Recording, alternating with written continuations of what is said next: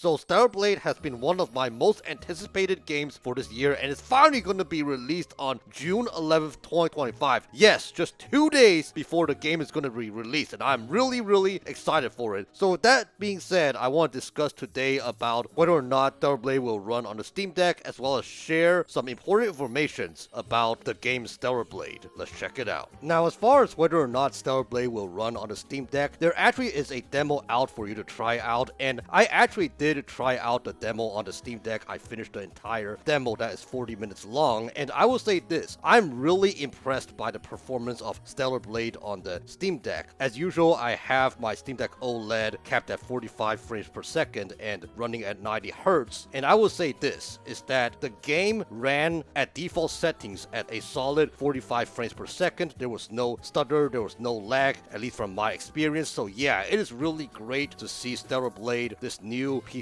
port, to be able to run on the Steam Deck no problem, and that is something that is really good news for me to get to share to you guys. Now that we have a glimpse about what to expect concerning the performance of Stellar Blade on the Steam Deck, let's go to talking about the price and the various editions of Stellar Blade for PC. If you decide to pre-purchase Stellar Blade, you got a few bonuses. You got the Planet Diving Suit for Eve White Edition, classic round glasses for Eve, as well as last but not least, the ear armor earrings for Eve. Stellar Blade, there are two editions. You could buy the standard edition or buy the complete edition. The standard edition is going to be $60, and as you expected, it's going to be bare bones, just the game Stellar Blade itself. And Stellar Blade complete edition is going to be $80, and I will say there's a lot of things in the $80 package. You got the game itself, you got the Planet Diving Suit for Eve, you got the Fluffy Bear pack for the drone, you got tons of bonus content, you got the Stargazer suit for Eve, half rim glasses for Eve, quadruple rectangle earrings for Eve, Stargazer coat for Lily, Stargazer wear for Adam, Stargazer pack for drone, 2000 SP EXP, as well as a whooping 5,000 gold currency. And that is not all. You will also get Stellar Blade Twin Expansion Pack, which includes Stellar Blade X Nier Automata, Stellar Blade X Goddess of Victory, Nikki, which is a free-to-play mobile game, as well as, last but not least, you also get an outfit of a CD key that you can redeem for the mobile game. So the thing is that Stellar Blade Complete Edition, there are so much more extra things that you can get. I personally don't know. I feel like I am really tempted to go with Stellar Blade Complete Edition to pay $20 more for the extra bonus content. But again, I don't know. I shall wait and see. But regardless, I'm gonna be picking up the game the day off, gonna try to play as much as I can and share my thoughts about it. Now, as far as what to expect gameplay wise with Stellar Blade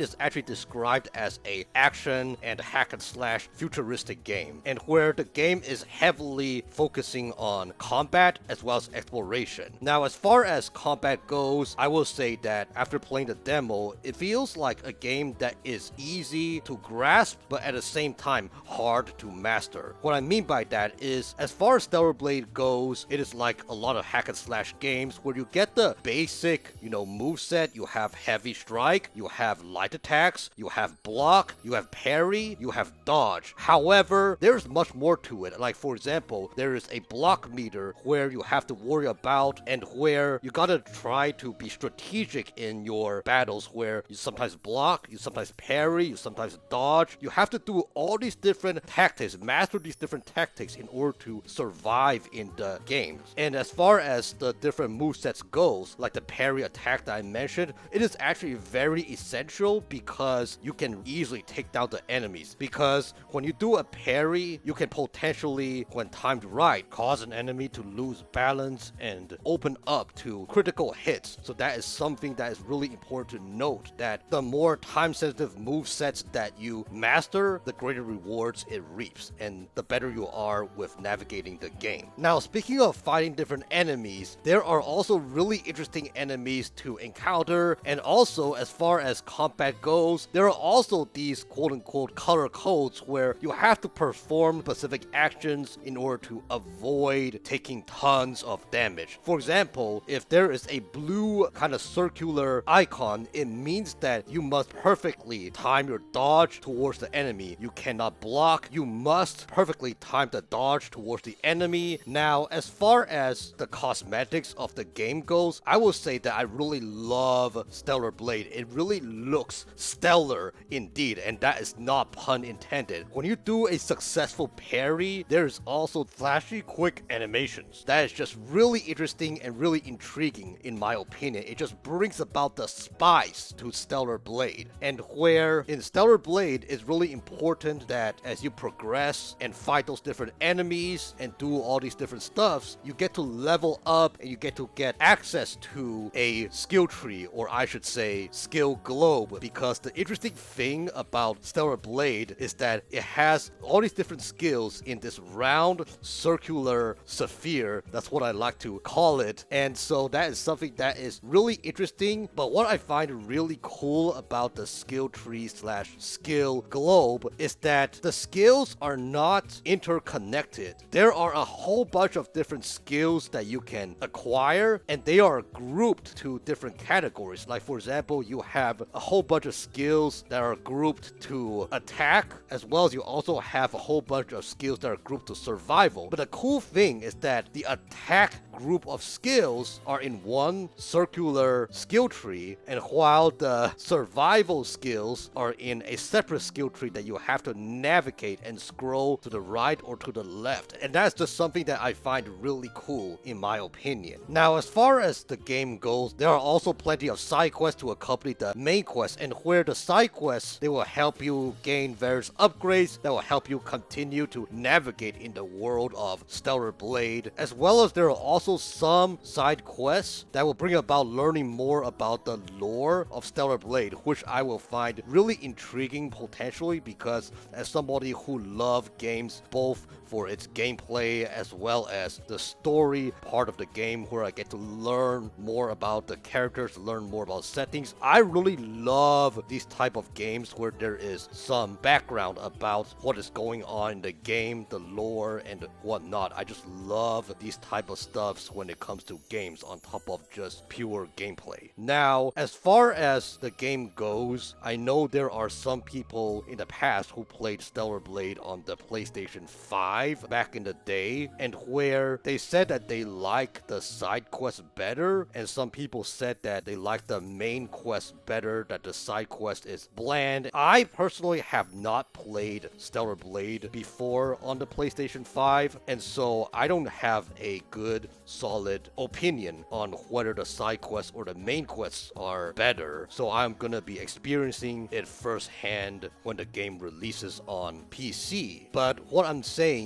is that as far as my research goes, that there is a mixed bag about side quests or main quests, which one is better. I can't really tell you about that until I actually experience the game. Now, speaking about Stellar Blade, how long is the game? Stellar Blade takes about 21 and a half hours to beat and 56 and a half hours to 100% and get all the achievements according to the website howlongtobeat.com. And with this information, I will say this. I really love how, in my opinion, I don't know about this game well to know whether or not 21 and a half hours is too short or too long for Stellar Blade. I have to play it to find out. But from my personal opinion as an adult who plays video games, I love games where they are between 20 to 30 hours long in general. It feels like a game that is not too short, but also not too long. It feels like a game in which I can get my feel for it, in which the gameplay part of it feels awesome, but also the story part of it does not feel like it is overstaying its welcome for most of the games. Again, some games may be an exception, but for the most part, I find the sweet spot in games to be between 20 to 30 hours when it comes to a lot of other types of action games, like,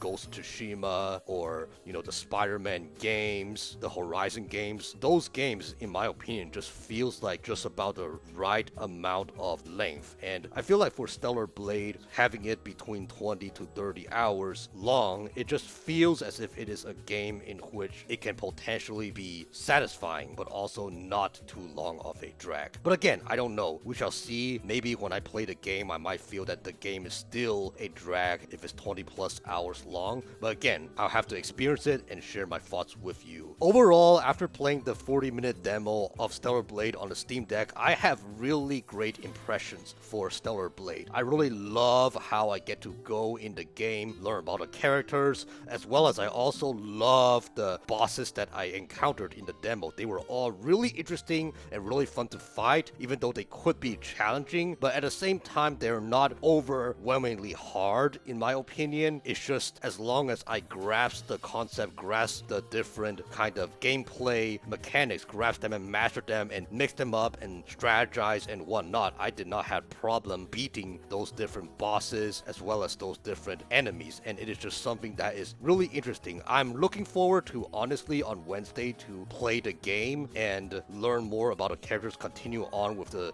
story of Stellar Blade, and also share my thoughts about it. But overall, I am impressed by Shift Up, the developer of Stellar Blade, because Shift Up, in case you don't know, they were famous before with making mobile games. I don't play mobile games, but the major thing is that it is great to see them step up to make this kind of game, Stellar Blade, where it is appealing to hardcore gamers like us. Now, as far as what to expect schedule-wise, I will say this. I feel like I'm still more leaning to potentially sharing with you guys the thoughts on Friday, because at the same time, you know, I'm a new channel and I did not get a review copy of Stellar Blade, so I'm gonna be like you guys who will start playing the game once the game releases on Steam. So with that being said, I want to give the best review possible, try my best with it, and so the best way is to play as much as I can till Friday and then share my thoughts about it. That way I give a really informative review, because I put my heart and mind to these reviews to bring about the most value to you all. I don't want to rush in it, so I think most likely we will still stick with the same schedule, 6 p.m. Pacific time on Friday, June 13th for the review. But again, feel free to check the community post. I will keep you guys posted. But yeah, friends, are you excited for Stellar Blade? Is it a game that is for you? Are you thinking of picking it up when it releases? We'd love to discuss in the comment section below. And as always, if you love gaming lists, gaming reviews, gaming discussions, and everything related to Steam Deck, please feel free to like, comment, and subscribe so you'll not miss another video. I try to post Mondays and Fridays around 6 p.m. Pacific time, so stay tuned. Once again, my name is Joey from the Nomadic Gaming Guild, and game